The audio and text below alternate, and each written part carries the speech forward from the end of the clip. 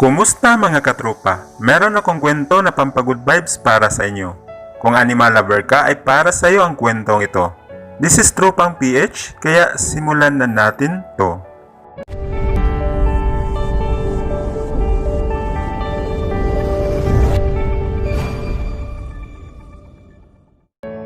Alam naman natin na ang mga lobo ang isa sa mga mababangis na uri ng hayop sa kagubatan.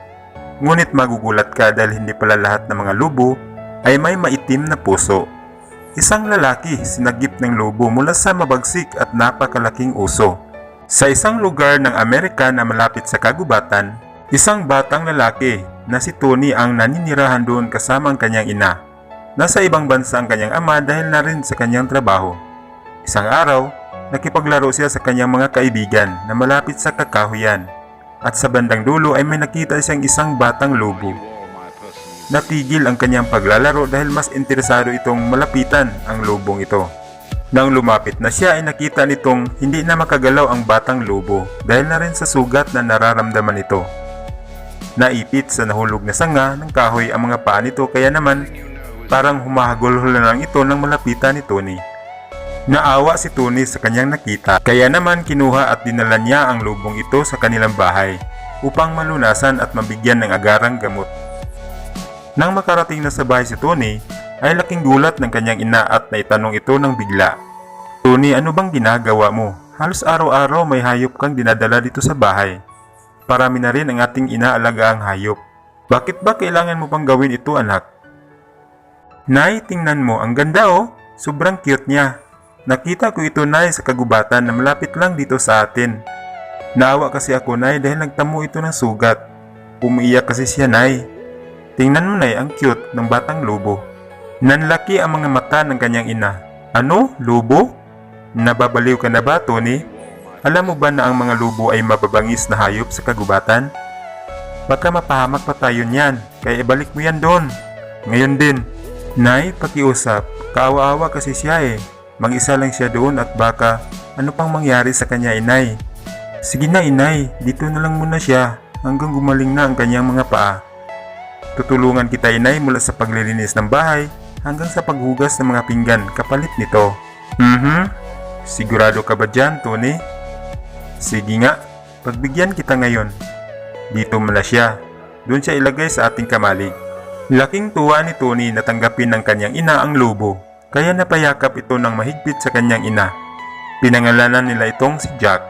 Simula noon, naging matalik na magkaibigan sina Tony at Jack. Lagi silang magkasama, kahit saan magpunta si Tony ay laging nakabuntot itong si Jack. Kaya naman agad nitong nalaman ng mga kapitbahay na meron silang inaalagaan na isang lobo. At nalaman rin ito ng mga taong mangangaso. Naagad namang pinuntahan si Tony sa kanilang bahay at tinanong kung saan nanggaling ang lobong ito. At ipinangangakong pag gumaling na ang mga sugat nito ay dapat na niyang ibalik sa kagubatan si Jack. Mula noon, napaisip ni Tony na balang araw magiging party na rin sa buhay ni Tony si Jack.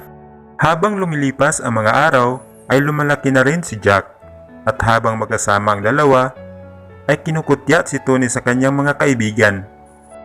At pinagsabihang, balang araw Tony, iiwan ka rin ni Jack, isa siyang hayop, isang lobo, at ang mga lobo ay para sa kagubatan. Kakalimutan ka rin yan. Kakalimutan ang taong nagligtas sa kanyang buhay. Ipinagtanggol ito ni Tony. Hindi yan mangyayari ang mga pinagsasabi nyo. Hindi niya ako makakalimutan. Tingnan nyo, mahal ako ni Jack. Parang magkakapatid na ang turing namin sa isa't isa. At totoo siyang kaibigan. Nakuha nyo? Hindi kanya mahal. Mahal lang niya ang mga masasarap na pagkain ibinigay mo araw-araw sa kanya. Alam mo, Tony, ang klaseng hayop na ito ay napaka-estupido at nahawa ka na rin sa kaibigan mong hayop ang pag-iisip. Pag nakawala si Jack at nagpunta sa kagubatan, Jack, agad kanyang makakalimutan. Pinalagpas lang ni Tony ang mga pinagsasabi ng kanyang mga kaibigan at kahit lagi itong pinagtatawanan, ay binaliwala niya ang mga ito dahil nasa isip palagi niya na mahal nila ni Jack ang bawat isa. Lumipas ang ilang mga buwan, mas lalong lumaki at naging malakas itong si Jack. Napapansin ni Tony at ng kanyang ina na panay ang tingin nito sa kagubatan. Kaya nag-alala si Tony at pinagsabihan ng kanyang ina na baka isa lang si Jack ang naging parte sa buhay ni Tony. At ito na ang panahon para magpaalam na kay Jack. Huwag kang mag-alala, Tony. Lumaki si Jack na mabait at mapagmahal na lobo dahil sa iyo. Gumaling na din ang sugat sa kanyang mga paa. Alam mo anak, napakaswerte kong ina dahil meron akong anak na may mabuting puso at kaisipan. Kung talagang aalis si Jack sa piling mo, ay aalis talaga yan dahil baka namimiss na rin niya ang kanyang mga kauri. Mamayang gabi, buksan natin ang kanyang pintuan. Tingnan natin kung alis ba si Jack. Mas lalong nalungkot si Tony sa mga sinabi ng kanyang ina. Nay, huwag na lang kaya. Napapansin ko kasi siya nay na mag-isang buwan na laging nakatingin sa kagubatan. Baka iwanan na ako ni Jack at tama ang sinabi ng mga kaibigan ko. Tony, kung talagang mahal ka ni Jack, ay uuwi pa rin siya dito sa atin at kilalanin ka pa rin niya bilang kaibigan. Ang kagubatan ay ang kanyang tunay na tahanan at mas lalo siyang masaya doon pag nakita niya ang kanyang mga kamag-anak, lalong-lalo na ang kanyang mga magulang. Naintindihan ni Tony at napaiyak na lang si Tony sa mga sinasabi ng kanyang ina at nilapitan nito si Jack at niyakap ng mahigpit sabay bulong na, Jack, mahal na mahal kita. Sumagot naman si Jack sa pamamagitan ng kanyang pagdila nito kay Tony. Pagkatapos nito, binuksan ni Tony ang kulungan ni Jack at sinabing, Jack, malaya ka na. Takbo na sa kagubatan. Tiningnan ni Jack si Tony at dandahan itong lumakad papunta sa kagubatan habang si Tony naman ay humahagulhol sa pag-iyak. Paalam Jack. At sa huling sandali ay tumingin si Jack kay Tony. Tapos kumaripas ito ng takbo hanggang di na matanaw ni Tony. Mula noon, di makatulog si Tony at gabi-gabi itong nakaabang na baka sakali bumalik si Jack, ngunit nabigo ito. Lumipas ang mga taon, binata na si Tony at pinagkakaguluhan ng mga kababaihan dahil na rin sa taglay nitong kagwapuhan. Isang araw, pumunta sa kagubatan si Tony. Mag-isa lang siya doon upang makapag-relax. Katatapos lang siyang gumraduate sa isang kursong may kinalaman sa kapaligiran. Ilang milya na rin ang kanyang nilalakad at nakapagdesisyon itong bumalik na sa kanilang bahay. Ngunit sa di inaasahang, meron siyang narinig na parabang nakakaiba at ang boses nito ay nakakatakot. Hanggang nakita niya ang mga malalaking punong kahoy na gumagalaw na parabang nagsasayawan. At laking gulat ni Tony na lumantad sa kanyang harapan ang napakalaki at mabagsik na uso. Natulala si Tony at nalilito kung ano ang kanyang gagawin upang mailigtas ang kanyang sarili sa mabagsik na usong ito. Tiningnan siya rito at mukhang aatake na sa kanya ang parang gutom na uso. Walang ibang naisip si Tony kundi ang mataimtim na pagdadasal sa Panginoon. Nakapikit ang mga mata nito dahil na rin sa sobrang takot. Na isang lukso na lang ng uso ay makakain na siya nito at inihahanda na niya ang kanyang sarili para sa posibleng mangyari. Ngunit sa di inaasahan ay may narinig siyang isang boses na parabang familiar niya ang boses na ito.